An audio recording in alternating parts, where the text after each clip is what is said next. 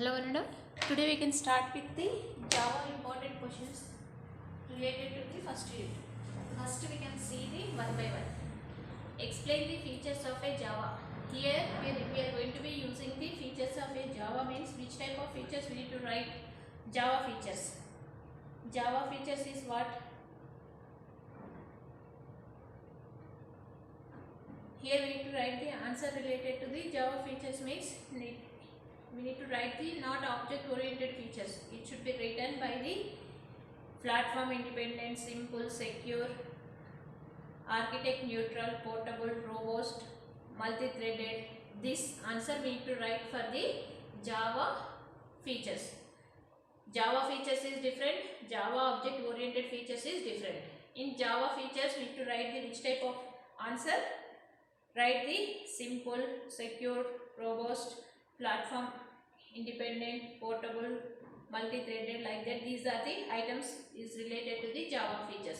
Second question will be related to the explain the Java object oriented features. Means here we need to write the class, object, encapsulation, data abstraction and polymorphism, inheritance, message communication, dynamic binding. We need to write here.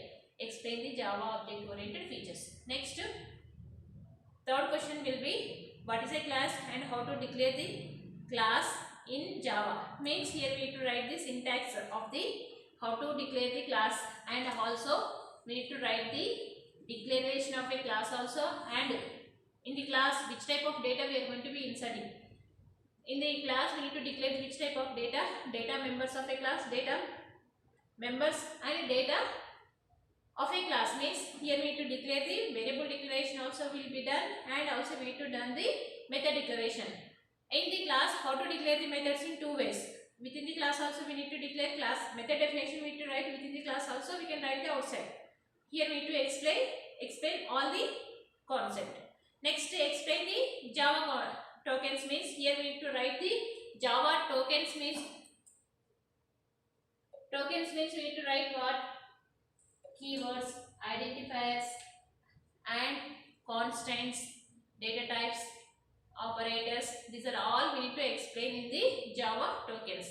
Next, fifth question, Java control statements. In the Java control statements, here we need to explain the which type of concept. Here we need to write the control statements. Means we are going to be controlling the program. Here we need to write the which type of statements we need to write. For loop, while, do while. Then we need to write the differences between while and do while also we need to write. And whenever we are going to be explaining the Java control statements, along with syntax, flowchart, with example we need to write the answer. Next, explain the Java sequence statements. In the Java sequence statements, here we are going to be executing the sequentially. Here we are going to be using the which type of statements? First, if else, nested if, and also we need to write the switch statement. Whenever we are going to be writing the answer here, sequence statements, we are going to be using the first syntax, flowchart, example, compulsory we need to write in exam. Next, explain the Java jumping statements. In the Java jumping statements, here we need to use the continue, break statements we are going to be using. Go to statement is not applicable in Java. Go to we are going to be using where in C and C++. Here in Java jumping statements, mainly we are going to be using which type of statements? Only continue, break. Next, explain with example Java operators. How many operators we are going to be using? With symbols, boxes also we need to write, and write the examples also in the Java operators. Next, question will be ninth question, Java inheritance. What is inheritance and explain the types of inheritances. Means here we need to write the inheritance definition and how many types of inheritance we have.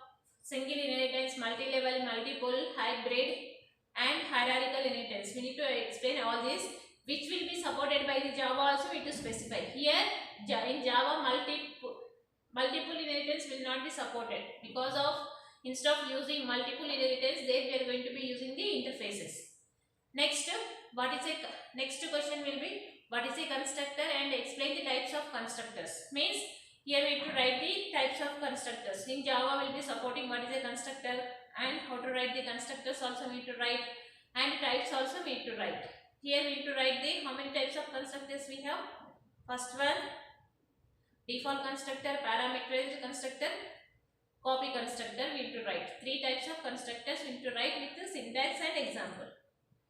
Next question, let's explain how to declare methods in Java. Means methods is nothing but functions. Already we have seen how to write the functions in C and C++. Here also, instead of using function name, here we are going to be using the methods. Method, in the methods, how many elements we are going to be using? Method declaration, method definition, method call. We need to write how to call. Also we need to explain in detail in Java. Next, explain method overloading and overriding in Java. Here we need to explain the overload. What is the overloading and what is overriding also. With example program we need to explain here. Method overloading means what? Same method name with different parameters we are going to be using here. In overriding, same method name, same parameters we are going to be using here. In overriding, see the difference. In overloading, same method name with different parameters. In method overriding means same method name, same parameters we are going to be using. That is the difference between overloading and overriding. Explain. Next question will be explain the abstract class. Means whenever we are going to be declaring the class, how to declare the class? Class is a keyword, class name we are going to be using. Before the class, there we are going to be using the abstract keyword. Means it should be abstract methods also, it should be accepted, and non-abstract method also which should be accepted by the abstract keyword. We can write in detail what is the use of the abstract keyword. Explain the types of arrays in Java. Means whenever we are going to be types of arrays means how to write. First we need to write the definition of the array and how to declare the arrays in Java and how to initialize the values in Java also we need to write. Then we need to write the one-dimensional array and multi-dimensional array we need to write in detail. If you have a time means we need to explain with example also. Is enough. Next question, last question. Explain about the public, private and protected access specifiers. Means what is the use of the public keyword, what is the use of the private keyword, what is the use of the protected. These are the where we are going to be using. Before the class name also we are going to be using. Before the where we are going to be using. Before the method name also we are going to be using. What is the use of this one? We can explain. In constructors also we are going to be using this access specifiers. What is the use? We can see. We can learn. We have already discussed all these things. You can prepare for the SEM exams. Each and every question compulsory you will get. This is the first unit total questions. In the next class we can start with the another topic. Thank you, Varunda. We are in second unit. First unit already completed. Thank you, Varunda.